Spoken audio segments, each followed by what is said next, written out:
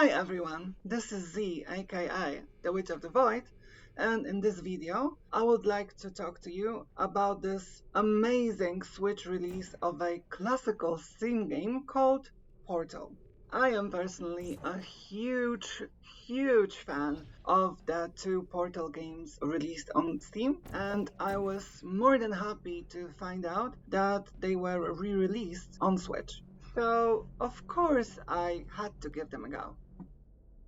And in this video, I would like to talk to you about the first of the two games, simply called Portal. Portal is a puzzle game first and a narrative game second, which is quite short at that. And in hindsight, it really functioned more as a prequel to Portal 2, an introduction to everything that was expanded on in the second game. Even though the game is quite old now, the upgrades that they did for the Switch release really make the game look incredible on Switch 2 and play amazingly. So in this video, I would like to share with you why I think the game might be for you, or perhaps not really, and also give you a short review of this fantastic game. But before I do, are you perhaps here because you are a fan of Portal games and you are wondering how they run on Switch 2 and whether they are worth it? Or perhaps you are into puzzle games and just want to give this one a go. Either way, share your reasons in the comment section below, and if you could, please like this video and subscribe to my channel for more reviews of Switch 2 games, cozy games, other games, and also tabletop games that I will be reviewing this year. Thank you. You're not a good person. You know that, right? Good people don't end up here. Can you hear me? So, what is Portal? Portal is a game presented in the first-person perspective, where you are in control of the lady protagonist called Chell, I believe. I hope I pronounced the name right. Who has woken in an unknown facility. There is no backstory to her. You don't really know who she is. We also don't know what's going on and what is happening. Where is she? Why has she woken up? You're just woken up in that facility and that's it. Immediately, a voice can be heard that starts to guide you, give you pointers on how to leave your confinement, and afterwards, you just begin going through different chambers where you have some puzzles to overcome in order to progress. You quickly find two portal guns, one firing a blue portal, the other the orange portal, and together they allow you to create portals that you can go through in order to solve the increasingly more challenging puzzles. Eventually, the story gets a bit of a twist, but I won't spoil the surprise here.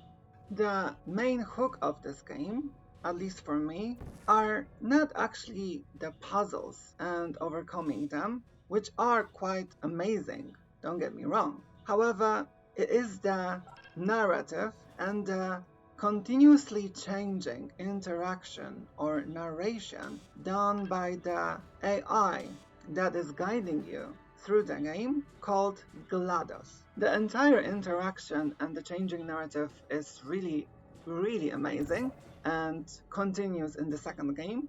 Everything that you learn about this world and what is happening comes from GLaDOS and also from some notes and graffitis that you'll find along the way, like messages written on the walls. As I mentioned, the game is pretty short. It will take you up to 3 hours to finish the story. Then you are looking into another 3 hours if you will want to tackle the still alive additional chambers that are there to test your skill in puzzle solving, just like a puzzle challenge for you to go through. And additionally, another 3 hours if you're interested in what I think is an amazing feature, a commentary of the game developers that you get to play through while playing the game, where the developers will be explaining the reasons why they created certain elements or rooms in particular way, or commenting on the story and the ideas that they had behind it, which for me was really a treat, was really the cherry at the top that made buying this version of the game so worth it. I can't say how much I enjoyed it. The additional Still Alive chambers come with specific conditions for you to overcome, like how many portals you'll use and other things as well. And this game has built-in achievement system if this is your thing. So let's talk about whether I think the Portal game might be for you or why not. Honestly, hell yeah, I am biased. I love this game. So I would recommend it to everyone. Now that we got that out of the way, the game is for you if you like narrative that is not immediately thrown in your face, but rather given to you in form of clues, hints, notes, messages.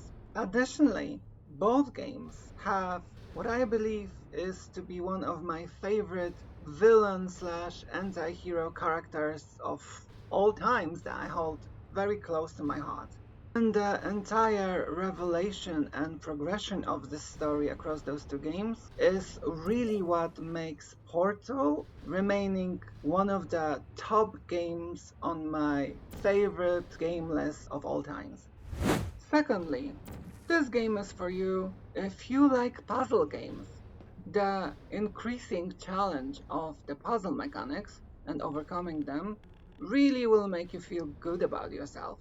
Thinking on how to overcome certain elements to find your way out really showcases how this game and its approach to puzzles became a foundation for many, many more games that came after it. The puzzle mechanics here are very tight. They feel very interactive. Once you go further into the game, they will offer you a couple of approaches on how to overcome them, but not often. Usually, it will be you figuring out how to use everything that you have learned so far in order to progress further. It feels really good, and it gives your brain a great workout. The game runs fantastic on Switch 2, where I tested it, both in the docked mode and in the handheld mode. The controls, even though they are ported from a PC, they feel buttery smooth. Aiming is a breeze. I love it. The entire presentation and the gameplay mechanics, they work very well on Switch. They did great job porting it over. I will make a note here that there are some experimental features that you can turn on in this game. For example, gyro aiming with the Joy-Cons. But when I tested it, I wasn't great at it or even good. Aiming with the gyro was proving to be very difficult for me. The sensitivity was off the chart and I couldn't fix it. So every little twitch of my hand felt as if I was trying to aim at the wall behind me. I turned it off pretty quick. I gave it a go for a bit, but it just wasn't to my liking. But perhaps it might be something that you will enjoy. Either way, as I said, the normal controls, they feel pretty amazing. Like, you wouldn't tell that this wasn't a game that was designed with a controller in mind. Finally, if you are looking for something short and sweet, this game is pretty short. Doing everything that has to offer is like 10 to 12 hours at most. The story itself is 3 hours, so if you are looking for something to just beat in one sitting, then there's no better game to recommend. It's absolutely critical that players quickly wrap their heads around what a portal is. We noticed early playtesters grasped the concept much more quickly when they caught a glimpse of themselves through a portal. So we deliberately positioned this first portal to ensure that players will invariably see themselves. So, now let's talk about why I think the game might not really be for you. First of all, it is a puzzle game. And one at that doesn't provide you with difficulty scaling. So, the increasing challenges of the puzzle are the same for everyone. No handicaps. If puzzle solving is not your thing, then playing this game for story only will not be a lot of fun for you. The story is fantastic, the narrative, as I said, one of my favorite, but the gameplay is all puzzles, so you have to go through them. If they are not your thing, definitely not a game for you. An actual con, I would say, even for me, and another reason why this game might not be for you, is if you don't like being interrupted by a game having to load the assets mid-play. So, while the game looks amazing and plays amazing on Switch 2, every more or less 20 minutes, you will see a pop-up window appearing on the screen that will say loading, which will indicate that for the next couple of seconds, you'll have to wait until the game loads the next assets for you to see. Because the game doesn't really feature that many loading screens, actually not a single one, it does some loading when you travel between the chambers in this very closed off elevator. However, it is unable to load everything in one go. So mid-play, occasionally, you will see the information that the game is loading and there's no way around it. So even though I said that the game runs amazing, it doesn't run flawlessly. And if this kind of an interruption when you are immersed in the game is something that makes you irritated, angry, and is a turn off for you, then you will be seeing that occasionally here. Then this definitely isn't a game for you. And the game is definitely not for you if you are all into heavy storylines, huge storylines with branching narrative paths, and just a lot of story in general. While I love this game and its story, it's definitely not the most robust storyline there is. It is one of my favorite stories and favorite villain characters of all time, but you will not be replaying this game to see different aspects of the game story-wise. There's just one aspect of it. I love replaying it, and I enjoy the story, but there is really not that much of it. You'll have no companions to get acquainted with, especially in Portal 1. It'll be just you, the protagonist, who is unvoiced and doesn't have any story choices to do, and GLaDOS, that will be talking to you, guiding you through the chambers, and who will be the way the story will unfold. And then some notes, some messages on walls, a lot of references to the cake. Personally, this kind of a weird, we are thrown immediately into puzzle solving, going through chambers for no apparent reason, you don't know what's happening, kind of a narrative where everything seems abundant, was very interesting to me, and it kept me hooked. I wanted to know what's going to happen, what is there yet to see, and the plot twist really caught me by surprise the first time I played it. So it's not like there's no story to tell. There is one, but I would say narrative-wise, the game is closer to Dark Souls than it is to Baldur's Gate. And finally, one reason for you to not get the game on Switch but on Steam instead is access to mods, to the modding community. If you want to expand your playing the game almost indefinitely, then on Steam you have access to modding and modded puzzles, modded chambers, modded storylines even, that are created by a very, very creative community. I have dabbled with the mods in the past. Most of them weren't my thing because they were so extremely challenging. I no longer found them interesting, just very frustrating. But there is more than a few, tons of the mods that give you different storylines, different twists. So if this is something that is your thing, switch and Switch 2, they don't have access to the modding feature. That's only available on Steam. So that is something to consider if you don't want to play through the game and be over it eventually. If you get the bug and will want to continue in this world and in those systems, then modders will help you with that. So Switch 2 version of the game might not be the version for you.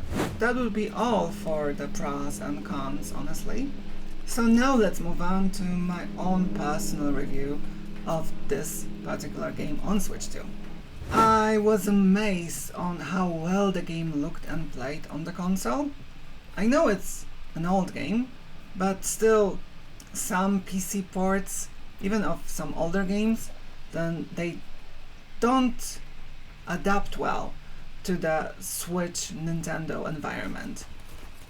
And some games are not optimized to run well on consoles.